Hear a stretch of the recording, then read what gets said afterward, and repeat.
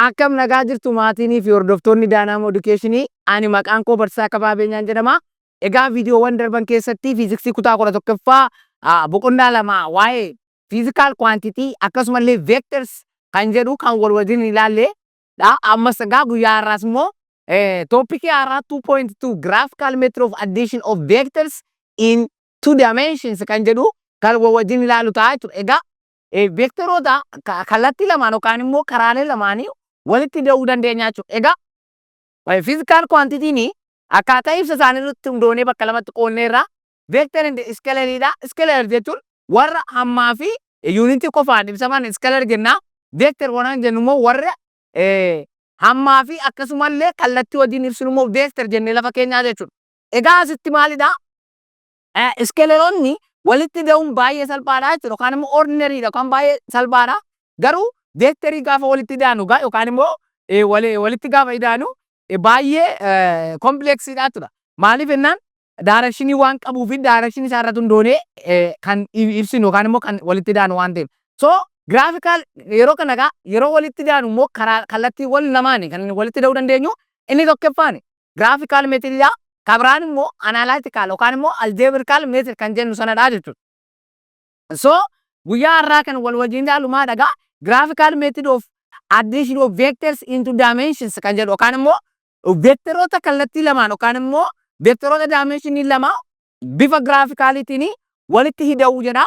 So mala kana fayyadamnee yookaan immoo mala graphicalii fayyadamnee vectorii walitti hidhuu ni danda'ama.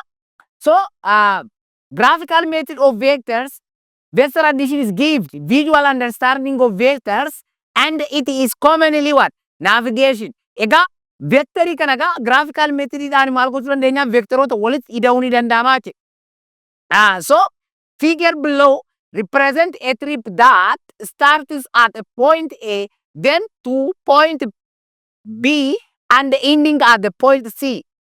You see asitti gamaalidha. As keessatti gaafa laaltan amma trippii kana yookaan deemsa kana keessatti gaafa laaltan amma point A irraa ka'ee asii jechuudha. Point A irraa ka'ee point B ka'ee point B irraa immoo isa ka'ee point C tti as dhufee jechuudha. Egaa inni kuni you see the total distance traveled for all trip is how many? Asii oli jechuudha. 1.2 deemee as garagaraatti immoo 2 deemee kanaafiyyuu fageenyi inni deemee you see that total distance traveled for the all trip is 1.2 kilometer plus 2 kilometers is equals to 3.2 kilometer. Egaa iddoo kanatti kan inni ilaallu maalidha?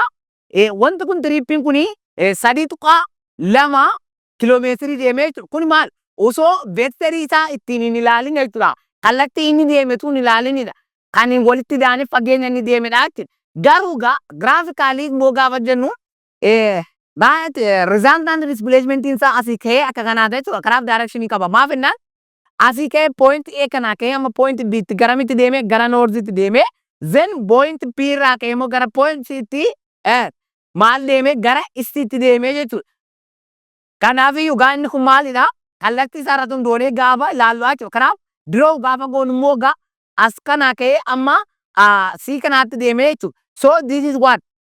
Vectoriidhaan yookaan immoo graphical additionidha jechuudha. Kanaafiyyuu inni walitti daanee asitti arganne scalariidha jechuudha. Lakkoofsa sana qofadha amma inni deeme distaansii isaadha yookaan immoo fageenya isaadha.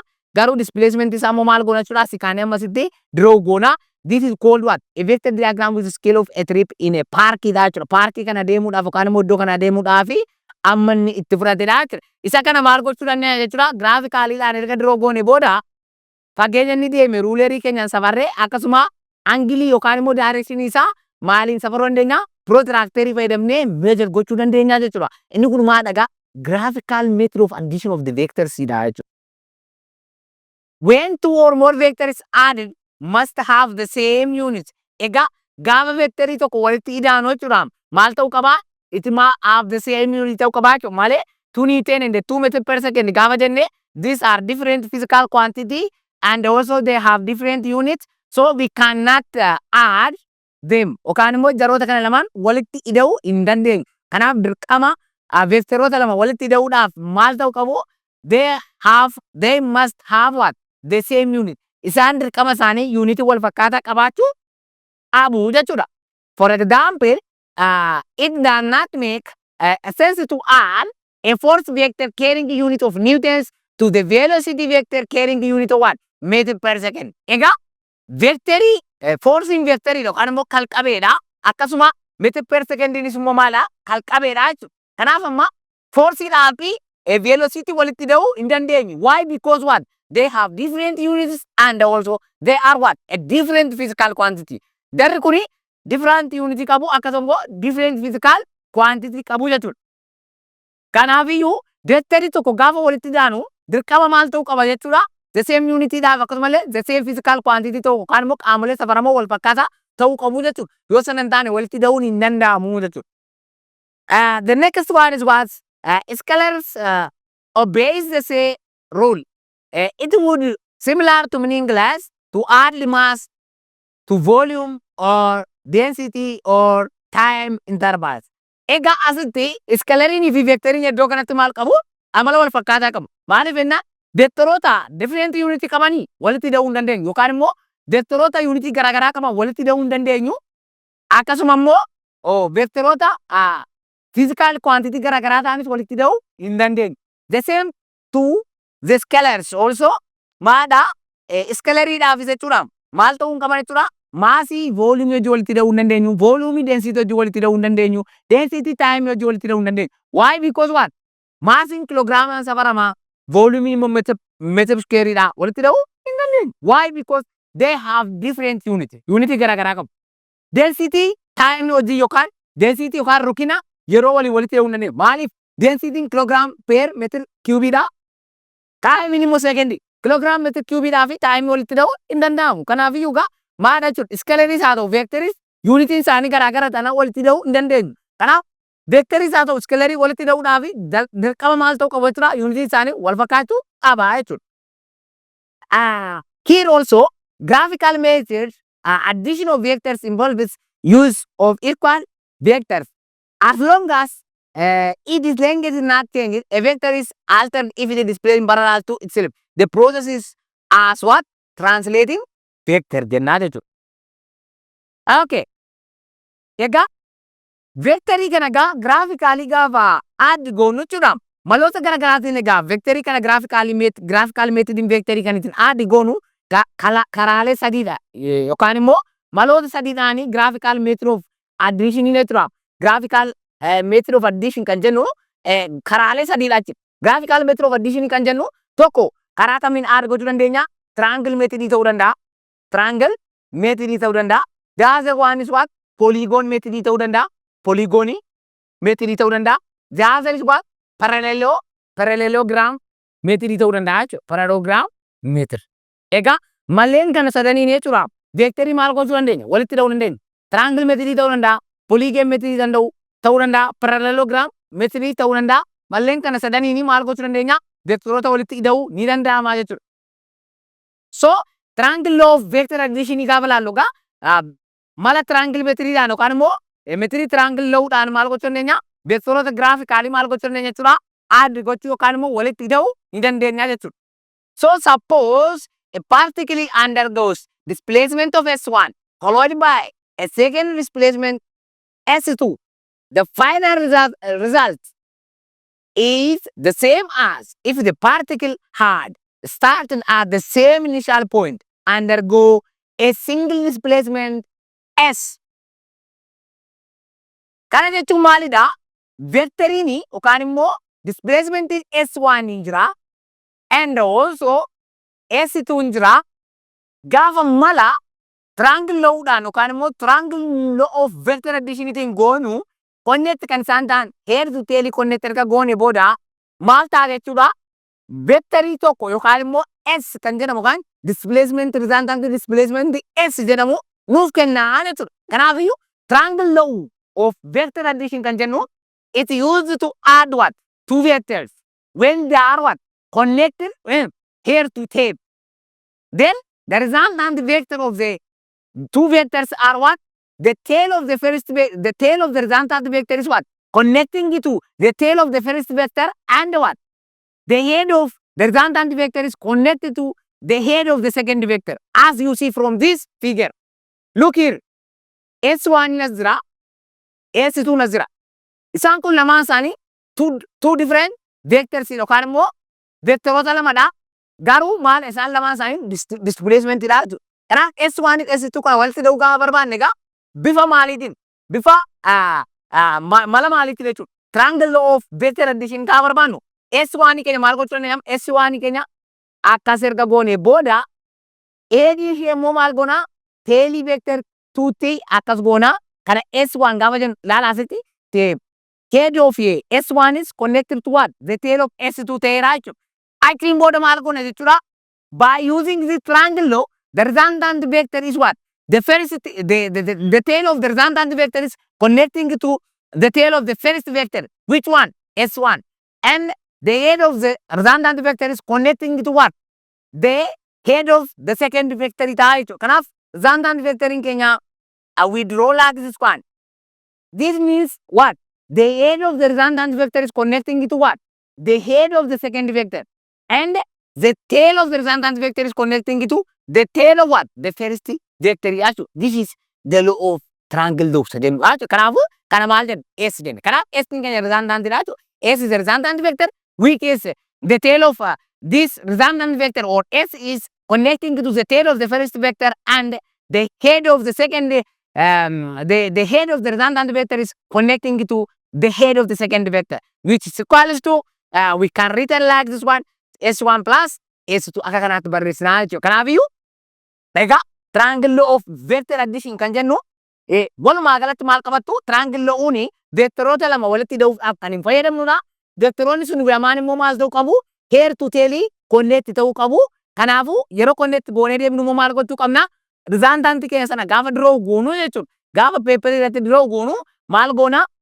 Tailii resultant vectorii keenya tailii vectorii isa jalqabaa irratti connect goonee headii resultant vectorii keenya immoo head of the second vectorii sana irratti connect gaafa goonu maal jechuudha? Bifa kanaan gaafa vectorii lama walitti daanu maal jennee waamna jechuudha? Triangle law of vector addition jennee waamna jechuudha. So this here triangle law of vector addition vectors S1 and S2 are placed heir to tail. Kanaaf connect kan inni ta'u heir to tail dha jechuudha. Vektoroonni sun lamaan kanaan booda resultant vectoriin mala triangle law goone sun immoo tailiinsaa tail of the first vector connect ta'a. Headiinsaa head of the second vector itti connect ta'a jechuudha. The other method of graphical method of vector addition is parallelogram law of vector addition. Parallelogram vector law of vector addition is what? Two vectors can also be added graphically by constructing a parallelogram using the vector of as the side of the parallelogram. So the vectors are placed tail to tail and diagonal drawn from the tail of the vectors to the opposite of the corner of the parallelogram represent what? The resultant of the figure below. Ega parallelogram law of vector addition kan jennu kun immoo mala vector addition yookaan immoo mala graphical vector addition keessaa isa tokko ta'ee maalidha inni kunis akkuma triangle metrii akkuma triangle law metrii maalidha vektoroota lama walitti ida'uuf kan hin fayyadamnudha jechuudha. But what the difference between this parallelogram law of vector addition and triangle law of vector addition?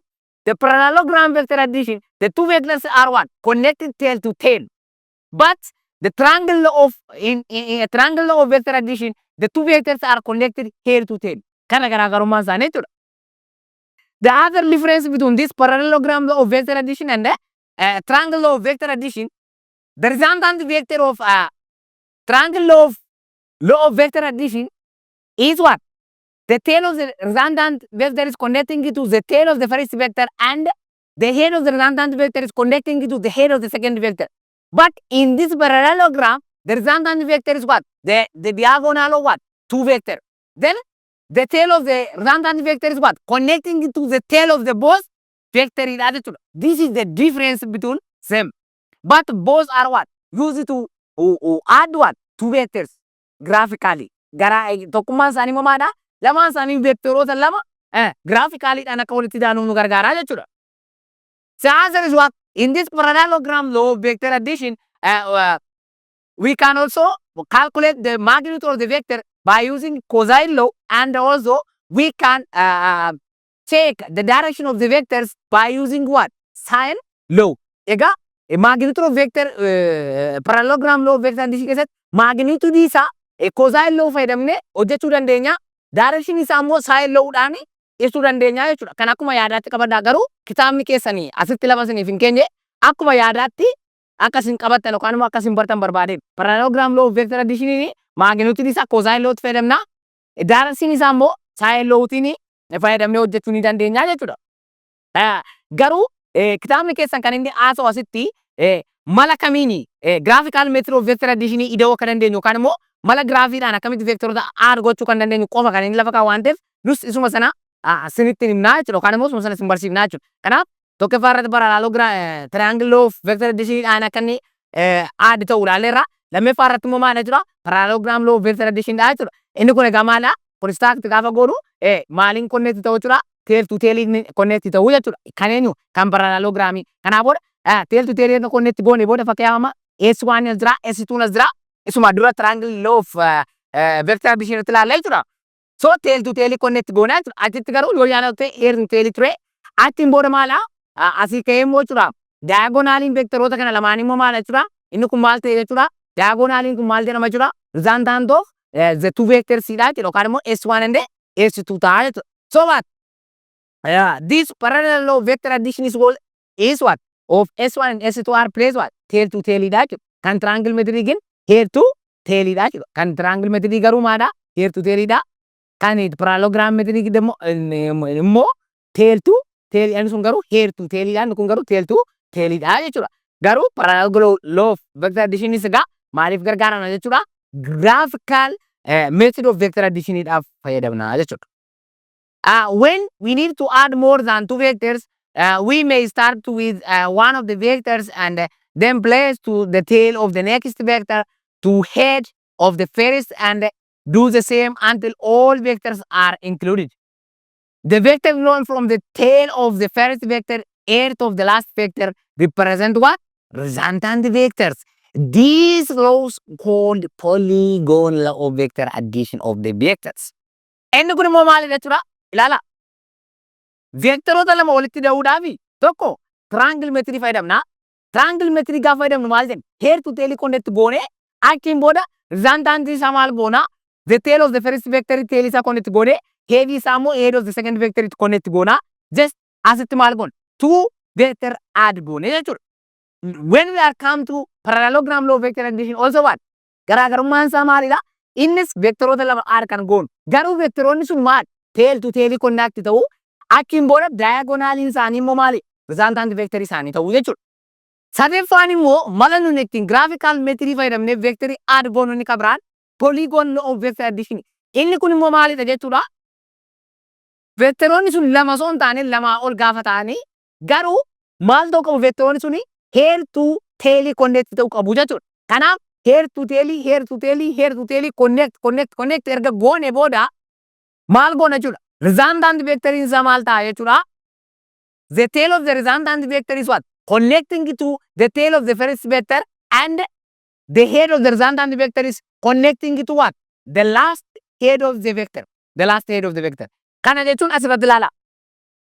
Look here.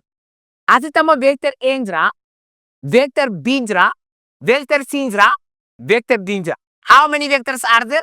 4 vectors are there. Just if you wanted to add these 4 vectors, we flow what? Or we use what? Polygon law of vector addition fayyadamna jechuudha. Vektoroota kana arfan walitti da'uudhaafi maal fayyadamna jechuudha? Polygon law of vector addition kan fayyadamnu jechuudha. Kanaafiyyuu gaafa vector addition kana fayyadamnu polygon kana fayyadamnu vektoroota kana arfaniyyuu maaliin connect goona? Head to tail connect goona jechuudha. Head to tail connect erga goone booda immoo resultant vectoriin isaanii maal ta'a jechuudha? Isa jalqaba O vector A jalqaba irratti goone ta'e tail of vector A ti tail resultant connect goona. D immoo macarrashaa irratti yookaan immoo dhuma irratti connect goone yoo ta'e head vector D fi head resultant kee maal goona? Connect walitti goona jechuudha. Maarree akkamitti diroo goona? Look here asirratti ni taa'e vector A jalqaba irra ture. Kanaaf dirqama resultant vectoriin keenya tail vector A wajjin connect ta'a jechuudha tailiin isaa. Achiin booda head to tail dha waan ta'eef head kana head vector A tail vector B connect goona. Achiin booda immoo head vector B tail vector C connect goona. Achiin booda immoo head of vector C tail of vector dt connect goonaa jechuudha. Erga kana xumurree booda kaayyoon keenya vectoroota sana arfan walitti hidhuudha waan ta'eef draw gaafa goonu maal gochuu qabna jechuudha. Teelii vectorii jalqabaatti jechuudha. Teelii vectorii jalqabaatti tail of redundant kee connect goone head isaa immoo maal goona jechuudha. Head of the last vector itti connect goonaa jechuudha. Yoo sanan goone redundant vectorii jennee ibsuu hin dandeenyu jechuudha. Kanaafuu yeroo akkana ta'u gaa arriin kun maal bakka bu'ee jechuudha. Redundant vectorii bakka bu'ee jechuudha. Maaliif? Headinsa head of the first vector itti connect no I mean tailinsa tail of the first vector itti connect ta'e headinsa immoo head of the last vector itti connect ta'e waan ta'eef egaa redundant vectoriin keenya maal ta'a jechuudha. A plus B plus C plus D ta'a jechuudha. Kun egaa maal jennee waamna jechuudha. Polygon law vector addition jennaa jechuudha. Garaagarummaan triangle law'dhaa fi polygon law maal jechuudha. Garaagarummaan isaa triangle law'ni vectoroota lama add gochuudhaaf kan itti fayyadamnudha. Polygon law'ni immoo head to tail ta'e garuu vectoroota lamaa ol kan ta'an 3, 4, 5 amma barbaade yoo ta'e kan ittiin walitti hidhaan immoo polygon law vector addition jennaa jechuudha. Egaa maloota amma ammaatti maloota meeqa jechuudha. Maloota 3 jechuudha kan inni graphical method of vector addition tokko triangle law'dha. Inni lammaffaa parallelogram methodidha. Inni sadaffaan polygon law addition jechuudha. Kanaaf triangle law gaafa jennu head to tail connect goona vectoroota lama walitti hidhuudha. Vectoroonni sun lamaan gaafa walitti hidhaan immoo resultant isaa maal ta'a? Tail of redundant vector is connected to the tail of the first vector. Akkasuma head isaa immoo the second vector itti ta'a. Parallelogram law vector addition immoo maadha? Vectoroota lama walitti hidhuudhaaf nu gargaara innis garuu maala? Vectoroonni sun tail to tail connect ta'uu qabu. Sanaan booda diagonaliin vectoroota sana lamaan immoo maal ta'a jechuudha? Resultant vector isaa ta'a jechuudha.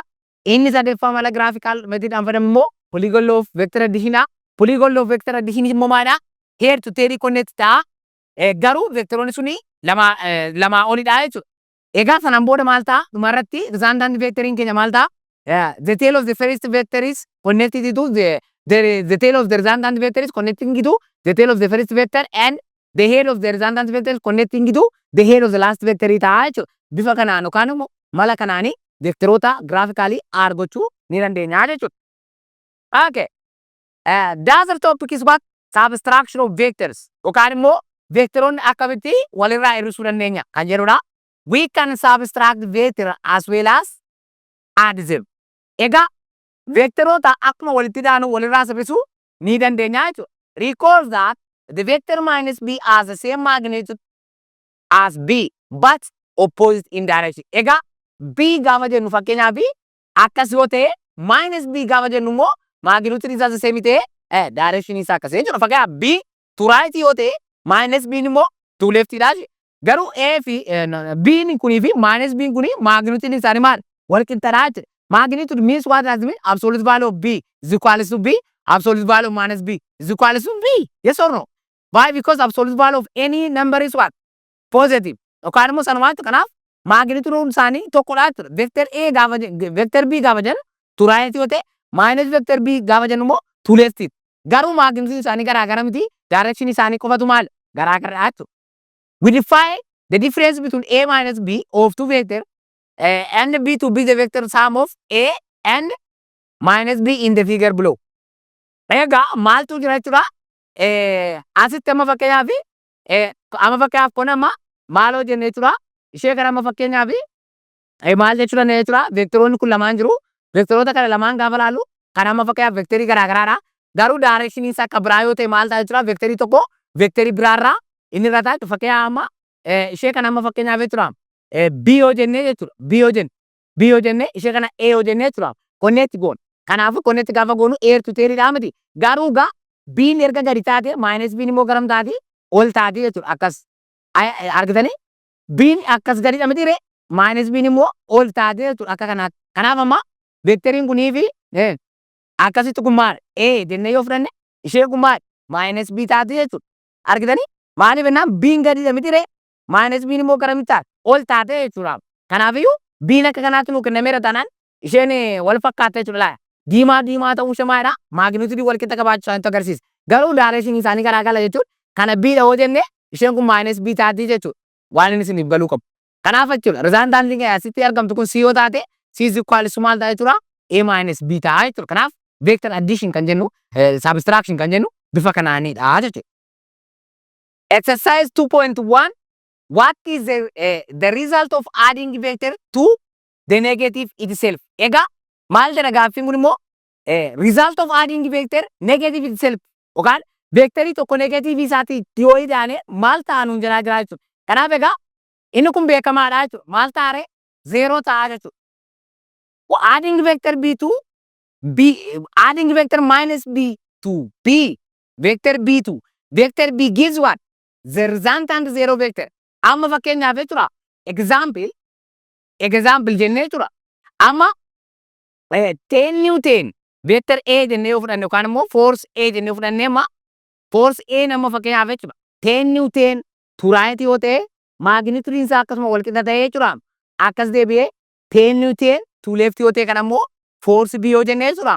Resultiin isaa yookaan immoo resultantiin isaa maal ta'a jechuudha. Resultant forcein kana yookaan immoo resultant force kan jennu jechuudha.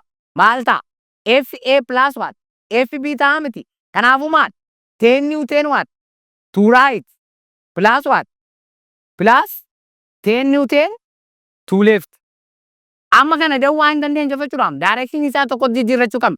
So resultant vector isaa yookaan immoo resultant force isaa resultant force is equal to maal ta'a? 10 Newton to right left right itti gaafa jiru negative ta'a. Minus 10 Newton to right. Kanaafuu maal ta'e jechuudha? Resultant forcein kana maal ta'e jechuudha? 0 Newton ta'e jechuudha. Kanaafuu 0 Newton ta'uun isaa maalidha jechuudha? Vector A force of force A kun jechuudha. Maal jechuudha? Force of A is minus of force of B waan ta'eefi kanaafuu maal jechuudha? Vectoroonni tokko negative itself isaa gaafa idaanu maal ta'a jechuudha? 0 vectorii nuuf kennaa jechuudha. Yookaan immoo 0 vectorii nuuf kennuusaa nutti agarsiisa jechuudha. Kanaafuu maadha? Magnitude isaanii wal qixa garuu opposite direction jechuudha. Negative itself jechuun opposite direction jechuudha malee magnitude isaa tokkodha. Kanaaf bifa kana fakkaatuun ni goonaa jechuudha. Guyyaa irraa qabadhee kan isiniif dhiyaadhe egaa viidiyoon keenya asuma irratti goolabamaa jechuudha. Warreen YouTube chaanaalii keenyaaf haaraa taatan egaa subscribe gochuudhaan maatii ta'a. Warreen maatii taatan jirtan immoo like share gochuudhaan hiriyoota keessan biraan ga'uu hin dagatinaa. Yaadaaf gaaffii yoo qabaattanii inbox commentii keessanuuf kaa'a. Amma deebinee viidiyoo biraatti wal agarrutti gaa yeroo gaarii qabaadhaa.